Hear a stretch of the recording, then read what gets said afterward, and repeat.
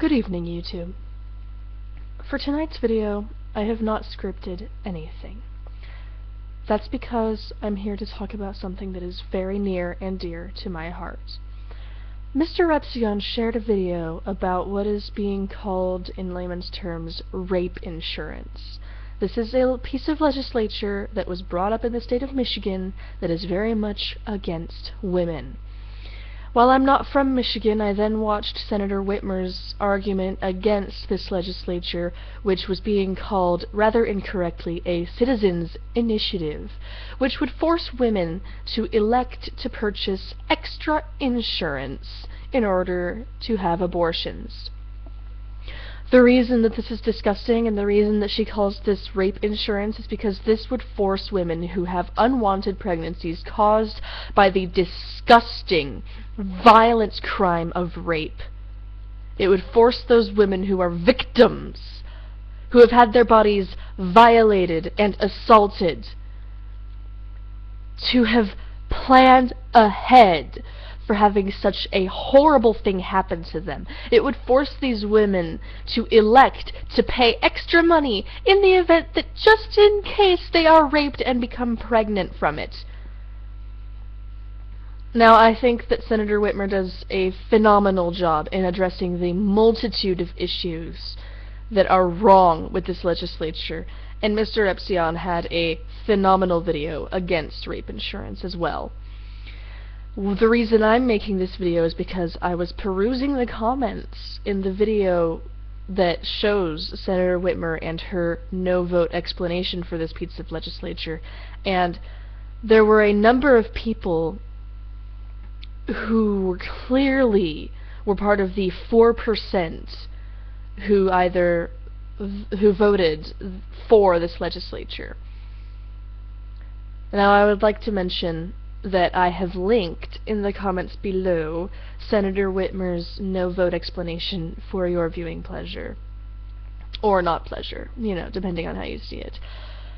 But the biggest problem I have is these people who are going around saying that basically women who are raped deserve to be raped, and that abortion is wrong no matter what the circumstances of the abortion. The problem with this is that even if you believe that abortion is wrong, the fact remains that in certain circumstances it is necessary.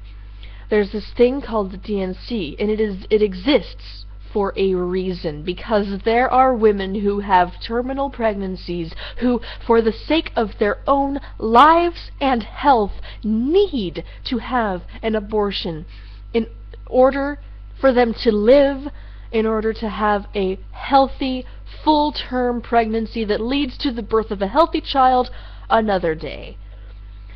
Terminal pregnancies happen frequently. They happen all the time, and it is these cases most certainly, most especially, that make abortion necessary.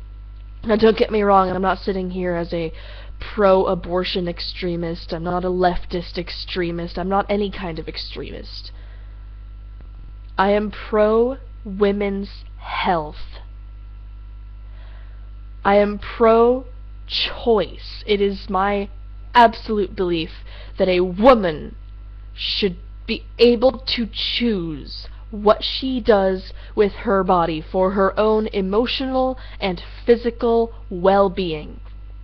For the sake of her mental and physical health, she should be able to choose, and for this I say that this is in the case of rapes which result in unwanted pregnancies. A woman should not be forced to give birth to a child who was conceived by an absolutely repulsive, disgusting, deplorable human being who violated and assaulted her, who absolutely did this despicable act in hurting her, not only physically, but also emotionally. A woman should not be forced to have a rapist's child.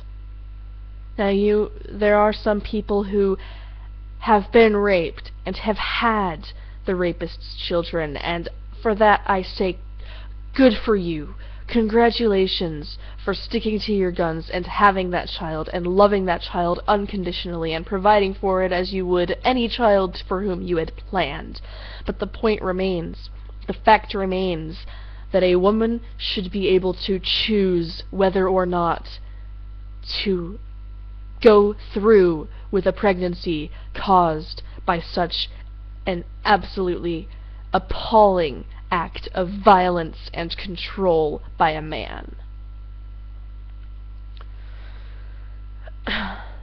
The fact that there are these people in these comments on the video of Senator Whitmer's no vote explanation, the fact that there are these people who are saying that she's lying about telling her own personal story about how she was raped, that is disgusting. I would like to share my own personal experience with you. I had a friend way back in the day, back in like 3rd grade, okay, and his name was Tony, and I loved that kid. He was my best friend, and I finally found him again back in high school because I had lost contact with him for a long time because I was sexually assaulted by my mother's boyfriend. I didn't have a chance to say goodbye to Tony when I left, and I felt really guilty about it. It ate me up inside, the fact that I had not been able to say goodbye, and I just left, and my best friend was there, and he had no idea why I had gone. But when I found him in high school, I thought it was great, and I explained the situation to him, and at first he was really understanding. He also told me that he was diagnosed bipolar, and that was also when I found out that his family was Mormon. Now, I've got nothing particularly against Mormons. I know some very nice Mormon people. My own supervisor is Mormon, and he's a great guy. But I don't think Tony was taking his bipolar medications properly. Because all of a sudden, and I don't know what happened, but when something snapped in his little bipolar brain, he decided that I had lied about being sexually assaulted. That my story of why I had left my mother's home and why I had left the town in which he lived and in which we were friends, that story that I had told was a lie. And he chose to believe that I was lying about something that personal and that haunting and that horrible. He told me his psychic aunt told him that what I had told him about that situation was not true. That is disgusting. I would never lie about something that serious, and I absolutely assure you there is not a single woman with any fiber in her being, with any character of herself, who would lie about something that disgusting, about something that serious. And I guarantee you that Senator Whitmer's story was absolutely true. And as I said, I've linked the video below, and if you pay very close attention, you can notice that for the most part of her speech, she is using notes very extensively. She is reading her notes as she speaks, and due to that she lacks quite a bit of flow, and sometimes her speech is broken, but then she puts her notes down in order to tell her own personal story. And when she does that, there is so much emotion in her voice. Her voice is so thick with emotion that it cracks. And I'm surprised she doesn't just break down in tears, but she is a strong woman telling her story. And for people to sit there and say that she's lying, that Democrats are notorious liars, and that thus they don't buy her story? Guess what? Republicans are also notorious liars. What the fuck does that make you? You are disgusting. Once again, thanks for watching. If you could please signal boost this video, Senator Whitmer's video, Mr. Repsion's video, which I have also linked in the comments below, that would be really great, and I would appreciate it. Thank you. See you next time.